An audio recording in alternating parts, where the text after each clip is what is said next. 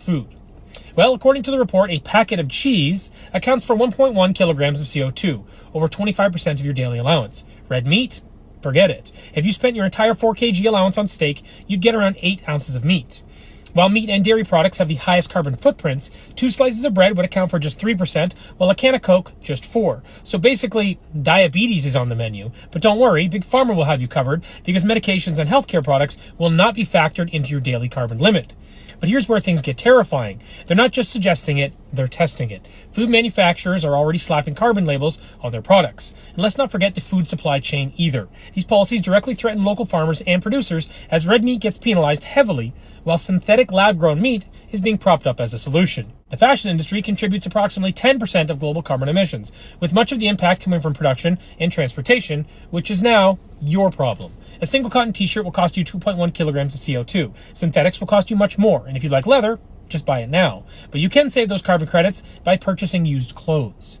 So, how about travel?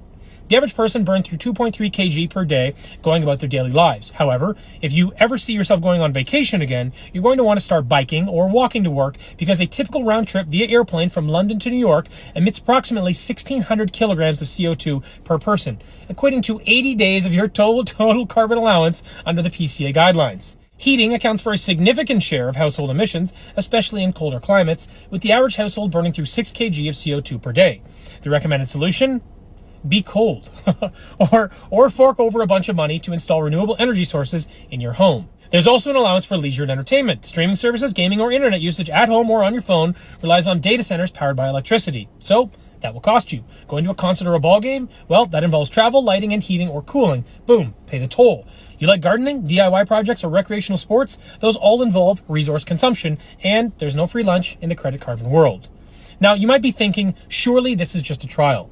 Wrong. This isn't just being tested, it's being planned. In the UK white paper, they openly admit that their goal is to encourage behavior towards implementing this system. They're normalizing the idea that your lifestyle is subject to bureaucratic quotas handed down by governments that live in luxury while telling you to eat less meat. Surprisingly, here's where it gets dystopian. The system isn't about reducing emissions where it matters. The report itself acknowledges that 70% of carbon emissions come from sectors beyond individual control, including industry, exports, and military operations. But instead of tackling those, they're coming after you. You see, this isn't about reducing carbon, it's about reducing you, restricting how far you can travel, what you can eat, and ultimately, how much freedom you can enjoy. And once the system is linked to digital IDs and centralized banking, the consequences of exceeding your carbon limits are severe. Overspend on travel or food this month, you can be locked out of making non-essential purchases. And if you think that's far-fetched, China's social credit system operates on the same principles: track, regulate, and punish. And this trial isn't happening in a vacuum. Similar proposals are being floated globally. The EU's Fit for 55 program is pushing personal carbon tracking. The World Economic Forum published reports in 2022 advocating for individual carbon quotas tied to digital IDs. Even the Canadian Climate Accountability Act includes language that promotes integrating personalized carbon targets.